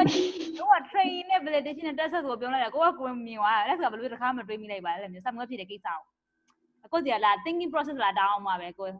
စီ training လာစင်ဘယ်လိုမျိုးတွေးလိုက်ပါလဲကိုပြောရတော့မျက်စိလည်းလုံးဝတန်းမြင်သွားတာပဲတကယ် training တို့ test အဲ့တော့ဆိုနည်းနည်းရှုပ်နေပါတော့အဲ့ဒါစလို့တော့ဆိုတော်တော်လေးရှုပ်တာနားမလဲအခုနောက်ပိုင်းတော့နားလဲသွားတယ်ပေါ့နော်အရင်စတော့ဆိုကိုလိုမျိုးလာ example စောစီရတယ်ဆိုအစိုးရနားလဲပြောသိရမလားဟိုကဟိုတမျိုးပြောဒီပြောပြောတယောက်နဲ့တယောက်တစ်မျိုးစီလုံးနဲ့ကိုကြလေဝါမနားမလိုက်အဲ့လိုမျိုးတွေပေါ့နော်ကို example လေးတော်တော်လေးမိုက်တယ်ဒီအစမ်းချီတာမျိုးစီလုံးဝမြင်သွားတာပဲဟုတ်ပြီရှားလူလေးရောလောက်ပါ question လေးရှိလားမရှိအဲ့ဒါဆိုဒီနေ့ဒီမှာရက်မယ်ပေါ့နော်ဒီဟာကျ programming ဆိုတာလဲဆိုမနေ့ဖက်မှာလောက်ကြဖို့ဒါဒီကနောက်တစ်ခုပဲဒီဟာ optimization ဖြစ်သွားလဲဆိုတော့ဒါ programming ထင်တာokay ဒါထားပါဒီဟာကိုသူဒီကပြောမယ်ပေါ့နော်ဒီ cost function နဲ့ပတ်သက်တာသူဒီကပြောမယ်ပေါ့နော်ဒီဟာလေးပေါ့အဲ့ဒါဆိုဒီနေ့ကအကုန်လုံးလိုရတယ် regularization method လေးပြီးသွားပြီဆိုတော့ဒီဟာလေးကိုပြီးသွားရင်ကိုတက်ကဒီတခြားဟာလေးပေါ့နော် L1 နဲ့ L2 တဲ့ဟာနည်းနည်းပြောမယ်ပေါ့နော်အဲ့လိုဆိုတော့အခုဒီဟာလဲဆိုတော့အခုရှင်းနေတာ recording လုပ်တင်တာဒါမှမဟုတ်လဲဒီမှာပဲ stop လုပ်လိုက်မလားကိုဘယ်လိုလုပ်ချင်လဲရပါဆက်လုပ်လိုက်မယ်လေ L2 L1 နောက်ပိုင်းလည်းပါမှာဆိုတော့ဆက်လုပ်လိုက်မယ်နော်အဲ့ဆိုနော်ဒီဟာကိုဆိုတော့ဒီမှာရအောင်ကို Alex က screen share ကိုပေးလိုက်မလားဘယ်လိုလုပ်ပေးရမလဲကိုရမပေးနဲ့ရအခုဒီတိုင်းပဲပြောတာညီမခုနကBrian နှုတ်ကိုပဲတစ်ချက်ပြပြဟုတ်ပြီ ဘယ်နေရာလေးသွားပြရမလဲဒီကတော့အဲ့ဒါဆိုဒီဘာကြောင့်လုပ်တင်နေပေါ့နော်ဘယ်လိုလုပ်တင်နေဆိုတဲ့အကြောင်းလေးပြောရတယ်ပေါ့နော်ဒီမှာပေါ့ဒါ logical regression မှာဆိုဘယ်လိုလုပ်လဲဆိုတဲ့အကြောင်းလေးသူပြောရတယ်ပေါ့နော်ဒီဟာဒီ lambda ပေါ့နော် regression parameter lambda ဆိုတဲ့အကြောင်းရဒီဥစ္စာကောင်းတယ်ဟုတ်တယ်ဒီဥစ္စာကောင်းတယ်အဲ့တော့ဒီမှာဆိုလို့ရှိရင်အခုတို့ L1 L2 နောက်ပြီး L0 ဆိုတဲ့ regularization လည်းရှိပါသေးတယ်တဲ့သူကအရင်ဟိုစိတ်ဝင်စားဖို့ကောင်းတယ်ပေါ့နော်ဟိုကဒီဥစ္စာဥမာကိုပြောပြမယ်သူကအခု regularize လုပ်တယ်ဆိုတာကဟိုကိုရဲ့ weight တွေကိုနည်းနည်းပြန်လျှော့တာလေ weight ကိုနည်းနည်းပြန်လျှော့တယ်မြောက်ပေါ်ကိန်းကိုနည်းနည်းပြန်လျှော့တယ်ပြန်လျှော့ရတာကြာသူကနမူနာတစ်ခုပေးတယ်ဆိုကြပါစို့ငါတို့ကပေါ့နော် weight တွေအားလုံးကိုလျှော့မယ်စာဘယ်လိုလုပ်မလဲဆိုတော့ဟို0မဟုတ်တဲ့ weight တွေကိုပဲငါတို့သုံးမယ်အဲ့လိုမျိုးသုံးတဲ့အခါမှာဆိုကြပါစို့ inchamisi ခံမဲ့တဲ့အခါမှာတေးကြတယ် baron site နောက်ပြီးတော့ master baron site အခန်းပဏ္ဍကပါတာဒါကလုံးဝလိုတယ်ဒါ तू ကအဲ့လိုမျိုးလုံးဝလိုတဲ့အခါမှာအဲ့သုံးခုလုံးတစ်ပြိုင်တည်းမသုံးမင်းနဲ့တစ်ခုချင်းစီကိုကစားကြည့်တော့တစ်ခုချင်းစီကိုကစားကြည့်တဲ့အခါကျလုံးဝဟို affect ဖြစ်တယ်ဆိုလို့ရှိရင် cost ကို loss ကိုကျစေတဘောကဟိုမှန်းဆချက် prediction မှန်သွားစေတဲ့ဟာတွေကိုပဲငါတို့ထည့်သုံးမယ်ဆိုပြီးတော့သူကယူဆရပေါ့ပြဿနာအဲ့လိုလုပ်လို့ရှိရင်အဖြေကဘယ်တော့မှမရအောင်ဆိုကြပါစို့ခုနဟိုအလူပဲကိုပါပြောတာ cannot rely on any one feature တဲ့ feature တစ်ခုတည်းကသွားမိခိုးတာမဟုတ်ဘူးလေအဲ့တော့ तू ပြောတဲ့အဲ့ L0 ရဲ့ ideology ရဆိုလို့ရှိရင်အလုံးမဖြစ်ဘူးတဲ့မှာအမြဲတမ်းပြဿနာပါဖြစ်တော့ဆိုအဖြေမရောက်တော့ဆိုတော့ကြောင့်မို့ L0 ကမသုံးတော့ဘူး L0 regularization နောက်တစ်ခုကကျတော့ L1 နဲ့ L2 regularization ဒီဥစ္စာမှာပြောတဲ့အခုဟိုဟာတာလေးတစ်ခုပြောပြပါတော့သူကဟိုအဲ့ဒါ Wikipedia မှာ သူtechnical အခေါ်အဝေါ်ရှိတယ်ဒါပေမဲ့အခုရဲ့အကိုတယောက်ပြောပြတယ်သူဟာတာသူကဟိုမင်းကောင်မလေးတယောက်ကတဲ့ PDF အကွာမှာရှိရတဲ့မင်းတစ်ချိန်သွားလို့ရှိရင်တဲ့ကောင်မလေးနဲ့မင်းနဲ့ဂျာကတော့ကောင်မလေးသွားနိုင်ပါတော့ကောင်မလေးနဲ့မင်းနဲ့ဂျာ distance ရဲ့တစ်ဝက်ကိုသွားလို့ရှိရတဲ့တဘောကအခုစသွားတဲ့အချိန်မှာဆိုရင် P100 ရှိရောသူပထမတစ်ချိန်ဆိုရင်50ပေါ့အဲ့တော့ first time ဒီ50ပြီဒုတိယတိုင်းဒီ50နဲ့50တက်25ပြီသွားလို့ရတယ်ဆိုတော့အဲ့လိုမျိုးဆိုရင် how many time သွားရမလဲဆိုတွက်ခိုင်းတာသင်္ချာပညာရှင်တွက်တယ်ပေါ့နော်ရောက်တယ်ဆိုတာတဲ့ distance 0ဖြစ်သွားတာဥပမာမင်းနဲ့ငါနဲ့ရောက်တယ်ဆိုတော့မင်းနဲ့ငါနဲ့ကြားမှာရှိတဲ့ distance က0ဖြစ်သွားတာ distance 0ဖြစ်အောင်လို့သူကစတွက်တယ်100နှစ်နဲ့စ50 50နှစ်နဲ့စ25အဲ့လိုမျိုးပြောတော့နောက်ဆုံးဘလောက်ပဲစားစား 0.00 ကတေးသွားတယ်3ညမဖြစ်တော့တဲ့3ညမဖြစ်တော့သင်္ချာပညာရှင်တွဲ infinity ရဲ့ရောက်တော့မရတော့ဘူးတွက်လို့မရတော့မင်းတို့က idea အရင်ဆန်တယ်ပေါ့နော်ဆိုတော့ဘောကစားခြင်းအပြင်3ညဘယ်တော့မှမရအောင် infinity လို့ပြောကြပြီမယ်ငါတို့က counting လုပ်တဲ့ခါကျလို့ရှိရင်မရဘူးလေဟို manually count လုပ်နေတယ်လုံးဝမရအဲ့တော့ engineer ဘာသာရှိတဲ့စကားတွေကိုရှောက်ပြောလိုက်တယ်9ချိန်กว่าတယ်သူပြောတဲ့အတိုင်းပဲ100တက်ဖို့ဆို50တက်ဖို့25ဆိုတော့သူ9ကလည်းလှမ်းပြီးတယ်သူနဲ့ကောင်မလေးနဲ့လက်တကမ်းပဲရှိပါတယ်အဲ့ကျတော့ကောင်မလေးကိုလှမ်းဆွဲဖတ်နေတယ်အဲ့ဒါကဒိုင်လူကြီးကပြောဟဲ့မင်းဘာလုပ်တာလဲဒီကောင်ထားပြောလိုက်တယ်အဲ့ဒါ tolerance တဲ့သူအရာရာတိုင်းမှာ tolerance ရှိရလေအဲ့တော့အဲ့ဒီမှာဟာတာလုပ်ပြီးပြောလိုက်တာဆိုတော့အကိုတို့ကစားလို့ရှိရင်ဘယ်တော့မှတုံညမရအောင်ဆိုတော့အဲ့တော့အခုကဟိုအရာဝတ္ထုတစ်ခုကိုရှော့မယ်ပေါ့နော်မင်းရဲ့ဟိုပိုင်ဆိုင်မှုသူမဟိုတန်ဖိုးတစ်ခုကိုက 0.5 နဲ့ရှော့မယ်ဆိုရင်တဝက်သာကျသွားတယ်မကျပါဘူးအဲ့တဝက်ကို 0.5 တက်ရှော့ 0.25 တဘောအဲ့လိုမျိုးနဲ့ယာရုံးနဲ့ပြောက်ပြီးရှော့နေဘယ်တော့မှတုံရမဖြစ်ဘူးအဲ့တော့ L2 regularization မှာညီမတို့တွေ့တယ်မယ် W ကို square တင်တာတွေ့တယ်မယ်ဒါက loss function ဆိုတော့ကိုတို့ကဟို gradient descent ဟိုလုပ်တဲ့ခါကျဘာလုပ်တော့ shape ဖြစ်တယ်ဟုတ်တယ်နော် W square ကို shape ထည့်လိုက်တော့ 2W ရတယ်ဆိုတော့ 2W ကို W တွေကနှုတ်မယ်ဆိုတော့ N2 နိုင်ဆရာသူရှင်းပြပါနောက်ဆုံးကြပါဖြစ်တယ်1 minus ဘာဖြစ်လဲ weight decay လို့သူကိုစားပြပါတယ်လေဟုတ်တယ်နော်သူ L2 မှာလေ weight decay 1 minus 7သူရဒီ derivation ဆက်ကြည့်လိုက်ရှင်တွေ့လိမ့်မယ် W square ကို shape လိုက်တော့ဒီဟာလေးထင်တယ်ဟုတ်တယ်မှ weight decay ပေါ်လာပြီအစိမ့်လေးနဲ့ရေးထားတာမသိဘူးဟုတ်ဒီမှာလေးဟုတ်တယ်အဲ့ဒီဥစ္စာဘာဖြစ်တော့သူ W square ကို shape ချင်အပြင်ပေါ်လာတဲ့ဥစ္စာအဲ့တော့ 2W ကနေမှတစ်ဆင့် 2W အောက်ကစားကိန်းနဲ့ပျောက်သွားပြီးတော့ lambda by m ဆိုပြီးပေါ်လာပြီးတော့သူကဟိုရာခိုင်နှုန်းနဲ့လျှော့တာအဲ့ကြောင့် L2 ကဘယ်တော့မှ0မဖြစ်ဘူး nearly 0ပဲဖြစ်တယ်ဟုတ်တယ်နော်ဒါပေမဲ့ L1 ကိုတစ်ချက်ကြည့်လိုက်ဒီမှာအပေါ်ပြန်တက်လာ L1 ကို L1 မှာကျတော့ဘာဖြစ်လဲဆိုတော့လုံးဝ just ဘာဖြစ်အောင် absolute တန်ဖိုးပဲပြော W ပဲပြောတာဟုတ်တယ်နော်အဲ့တော့ W ကိုသာရှိတ်လိုက်မှဆိုပါရတော့ W နဲ့ရှိတ်ပါရတော့1ရတယ်ခဏတစ်ခုရတယ်ဟုတ်တယ်နော်ဥပမာငါတို့ကစံတအိတ်ထဲကနေစံတစ်စီးနှုတ်သွားရင်ပေးကြတယ်အချိန်တိုင်းတာတခုမှစံအိတ်ထဲမှာလုံးဝမကျန်တော့တစ်ဆိုရစံတစ်စီးကမဲတော်ညာလေပဲအချိန်တိုင်းတာတခုကြာသွားရင်တော့လုံးဝတုံညာရတယ်ဒါပေမဲ့အဲ့ချိန်မှာစံအိတ်ကိုငါတို့က 0.5 short နေဟိုလက်တွေ့မှာကြောင်သွားတယ်နော်မရှိတော့ဒါပေမဲ့ theory ရပါပြီတော့0.000 အဲ့လောက်ထိပဲဖြစ်သွားတယ်တကယ်တော့တုံညာမဖြစ်သွားအဲ့ကြောင့် L2 နဲ့ L1 မှာ L1 regularization ရတဲ့ weight တွေကိုတုံညာတွေဖြစ်သွားစေပြီးတော့ L2 ကကြတော့ရောသွားစေတယ်ပြောတာပေါ့နော်အဲ့ဒါပါပဲအခုအဲ့ဒါပြောချင်တာဟုတ်တော်တော်လေးရှင်းသွားတယ်ကိုတော်တော်လေးကိုပြောရဖြစ်နိုင်တယ်လို့ဆိုတော့ခုနကလည်းဆိုဒီစကိုပြန်ပြီးတော့အဓိကဒီ lambda လေးကို share reason ပေါ့နော်ဘာဖြစ်လို့သူ L1 L2 ကိုပြောနေတယ်တခြားလိမ့်မသုံးပဲအဓိက L2 ကိုပဲအဓိကသုံးနေတယ်ဆိုပြီးတော့ကိုဘယ်သူလဲမသိတရားမကိုသူရထင်တယ်မိသွားတာမသိဘူးလက်စမမိလိုက်ဘာဖြစ်လို့ L2 သုံးရတယ်ပေါ့နော် LG လည်းရှိတယ် L1 လည်းရှိတယ်တခြားဟာတွေလည်းရှိတယ်ဟာဘာဖြစ်လို့သုံးရတယ်ဆိုတဲ့ဟာလေးပေါ့နော်အခုကိုပြောရရဆိုရင်ဒီဟာတွေကတော်တော်လေးဒီ0နာမကတ်တဲ့ဟာတော်တော်လေးသုံးဝင်နေဆိုကြမြင်လာမယ်ထင်တာပဲဟုတ်ကဲ့ပါကျေးဇူးတင်ပါတယ်ကိုလိုမျိုးသေးချာလေး share ပေးတဲ့အတွက်နော်တခြားလူတွေရောဒီနေ့ပတ်သက်ပြီး question လေးတွေရှိကြလားအဲ့ဒါ robot ခေါ်မယ်နော် robot ခေါ်ပါတော့မယ်